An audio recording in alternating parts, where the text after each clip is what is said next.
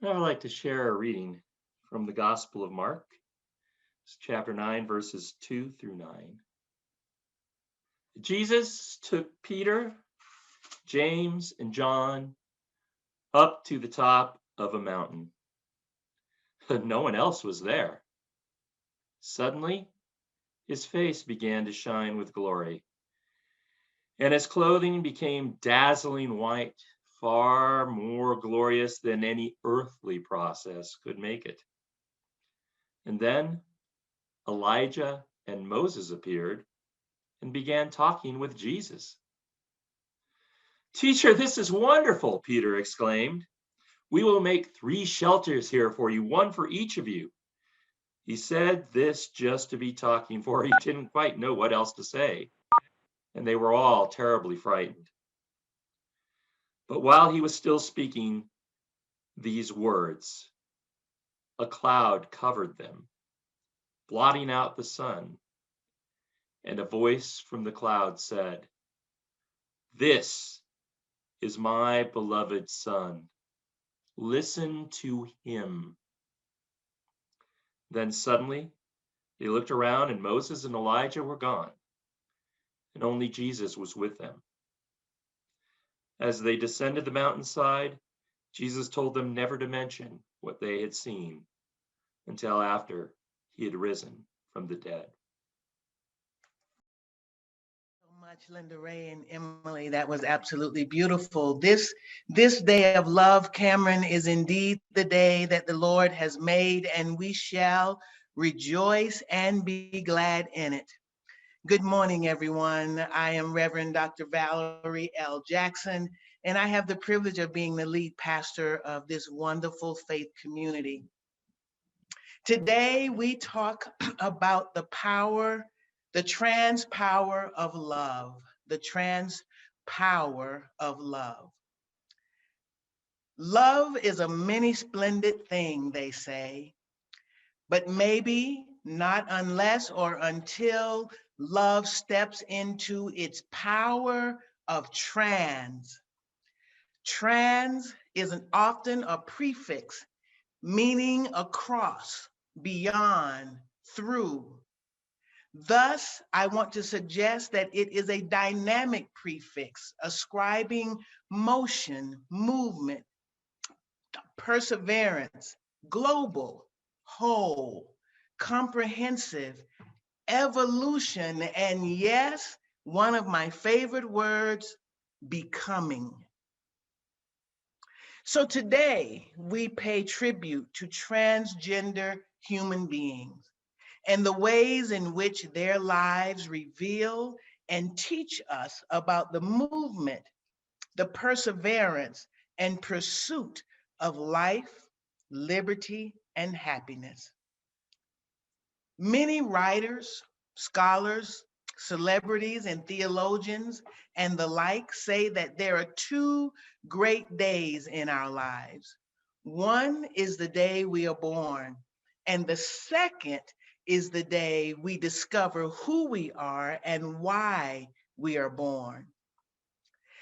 Except that with our spoken and unspoken cultures and subcultures, we very subtly and even insidiously nudge and push people to discover a who and a why that fits into our norms, conventions, and expectations.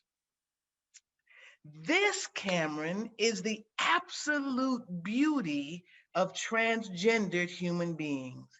They have the radical courage and audacity to go beyond our norms, to see, embrace, love, honor, and commit to who they really are at their core from the inside out. They dare to live into that person despite how doctors identified them at birth, despite conventional thought regarding body parts and genitalia, despite the smothering gender dictations of our society, and despite what it may cost them. And it often costs them friends, family, home, their lives.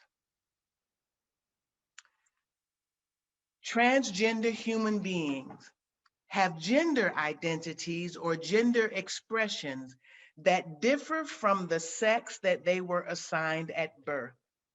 And not only do they love themselves enough to live into their authentic identities, but they also navigate beyond conventional norms to call humanity into community through their transparency, their vulnerability, and authenticity.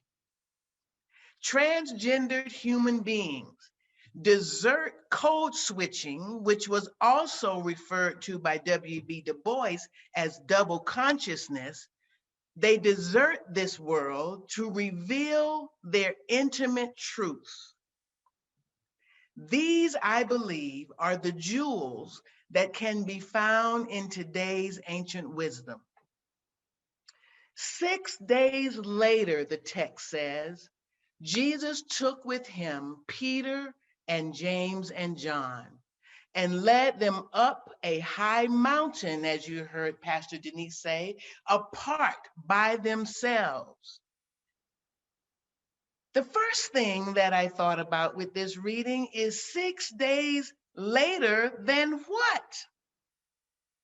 Well, at this point in the Jesus story, according to the Markan account, it seems that Jesus was on a journey of revealing who he really was. Think about it. According to sacred wisdom or legends, as some might say, Jesus was not a normal kid. He was born to what many believe to be a virgin woman, becoming. He was fully divine and fully human. His father is believed to be God, for goodness sakes. Yet, he was born just like anyone else.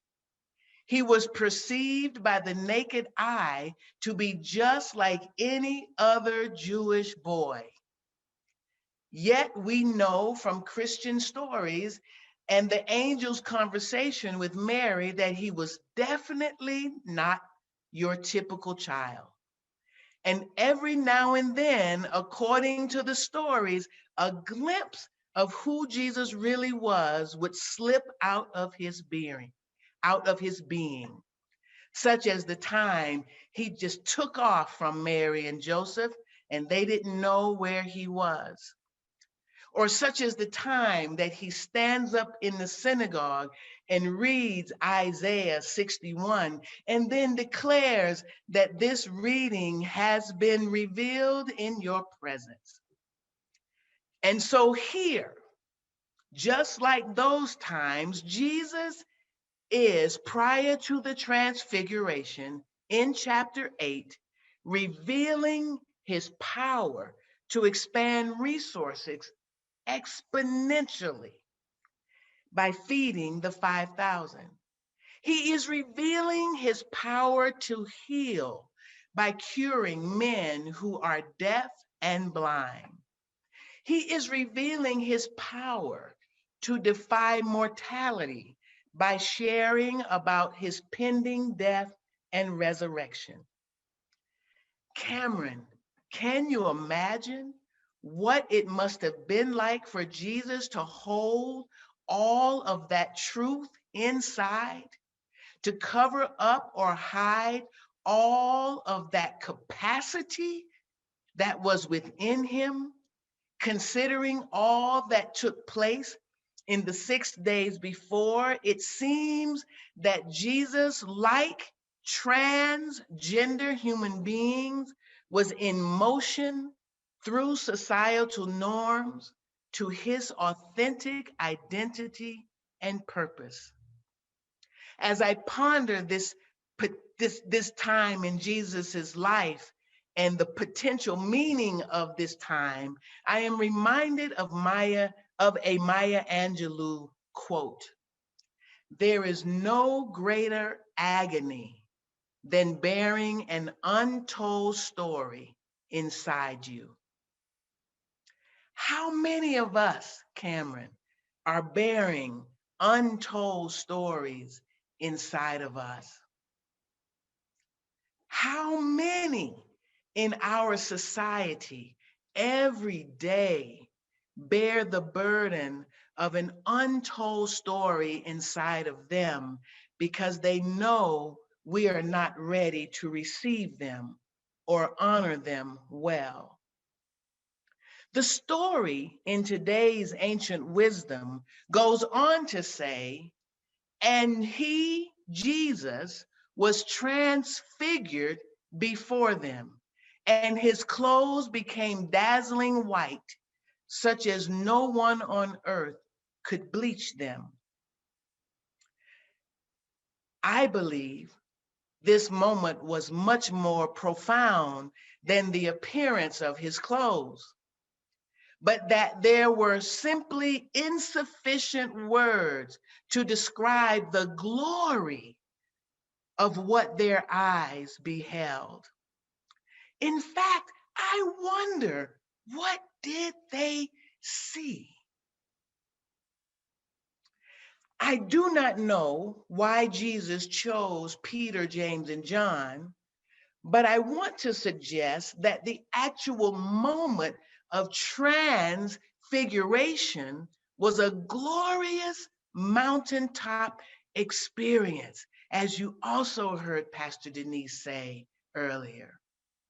Not just for religious or divine reasons, but also for utopian, if you will, manifestations of humanity and community.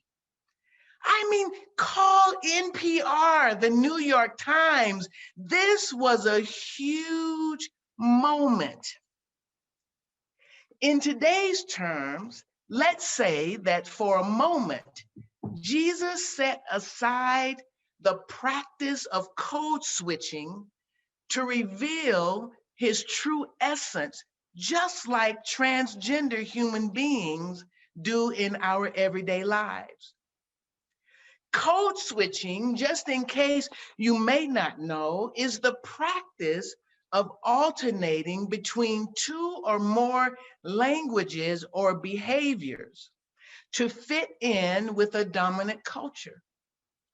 Code switching is most often a practice of safety, a practice of those who are different to ensure, maintain, or protect their livelihood, their security, and stability.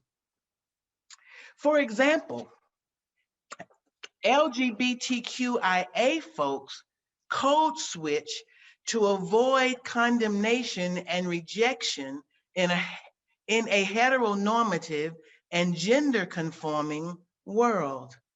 They don't want to be rejected by their friends, their families, their coworkers, their neighbors. And so they code switch so that it might look like they are like everyone else. Introverts code switch to be seen and heard in an extroverted world. Aging persons code switch to avoid the discovery of illnesses or being abandoned in isolation in nursing homes. Children code switch to block their parents from knowing the secrets of their explorations and becoming.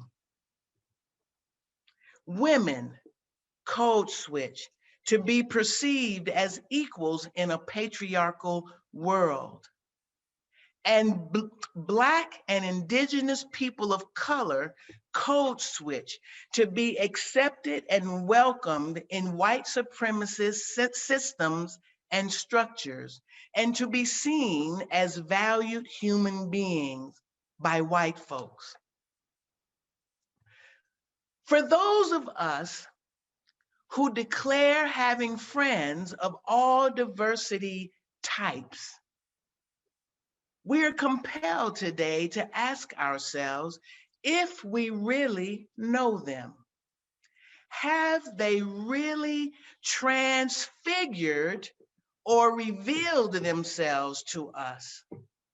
Have they made themselves vulnerable to us, or is our relationship still in the proverbial pre-friend zone?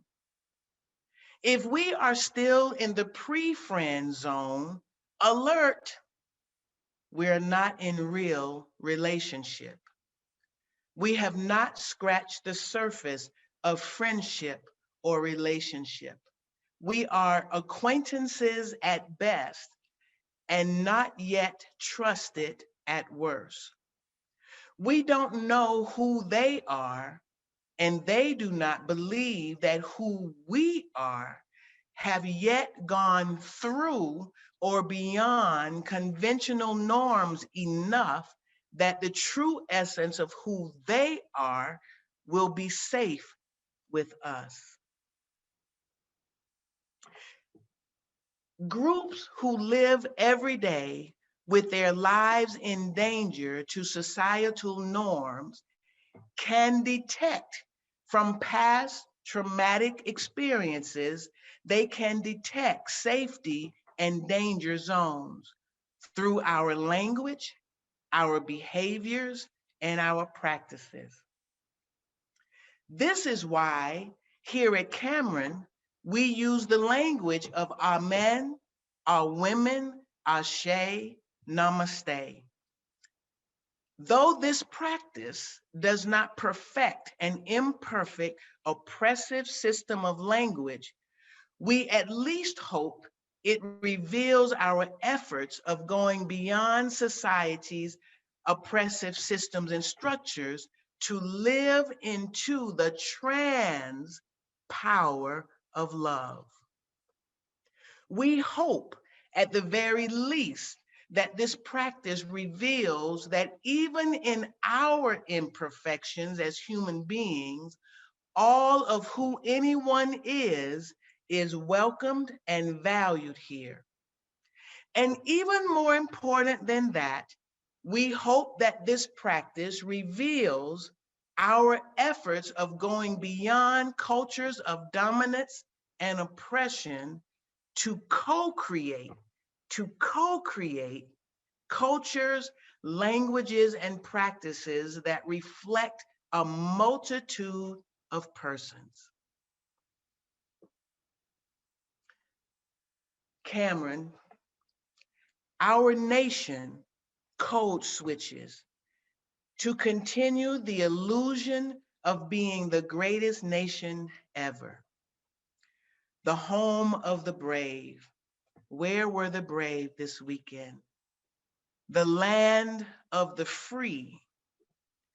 But the truth is now publicly revealed.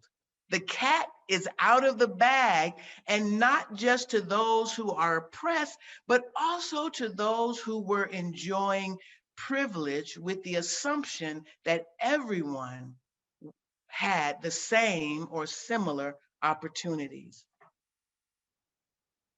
So now that we know, how do we resist the urge of going back to what was, of going back to a normalcy of code switching and illusions versus dynamic truth and the trans power of love?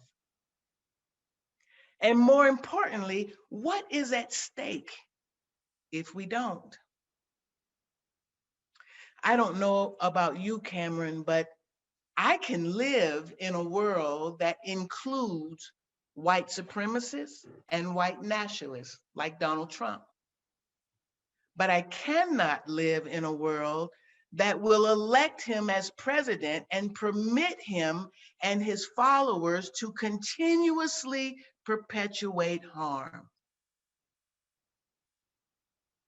Nor can I continue to live in a world where educational, political, and religious institutions continue to elevate intentions over impact. Our intentions may be noble and good, but we are killing people slowly every day with our ill-informed impact. This must stop if we really want better. This moment of transfiguration, the moment of sharing in community, our hiding places, the places where we retreat to be all of who we are, the places we go to breathe, to exhale, to take the covers off, all of who we are in community is the epitome of living life to the full. I want to say that again.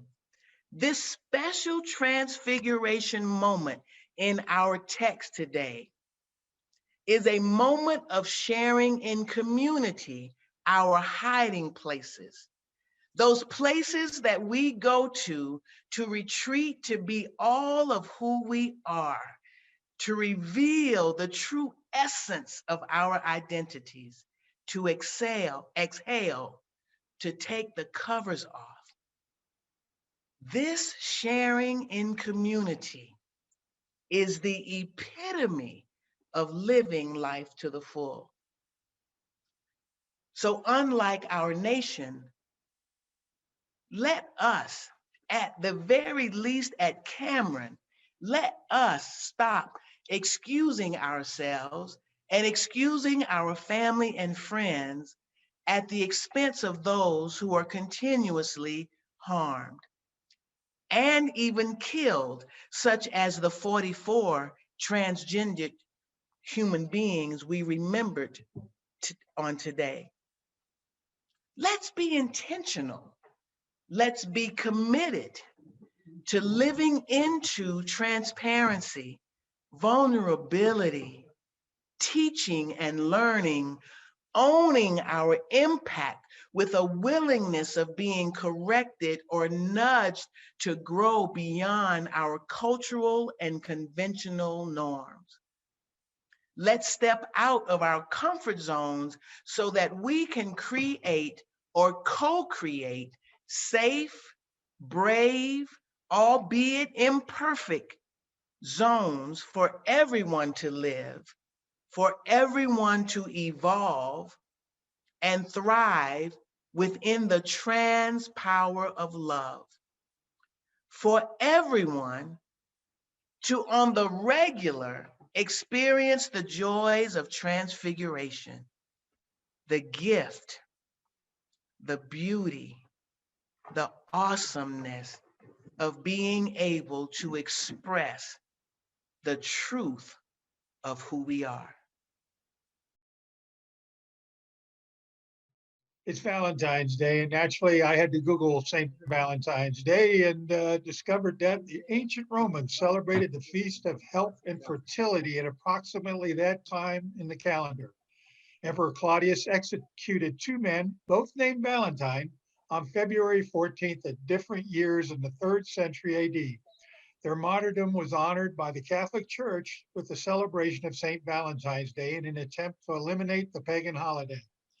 Writers, poets, and card companies sweetened up the holiday, and here we are, a day dedicated to love, and not just the love between married couples, but the love found in family, in friends, and even a spiritual community. As evidence, I have these two beautiful Valentine's Day cards sent by Marty of the Cameron Spirit and Soul Care team. So I'd like to offer a toast to love shared in a rich spiritual community and shown by all the souls behind the scenes that are responsible for making this Cameron's 50th online worship service. Namaste.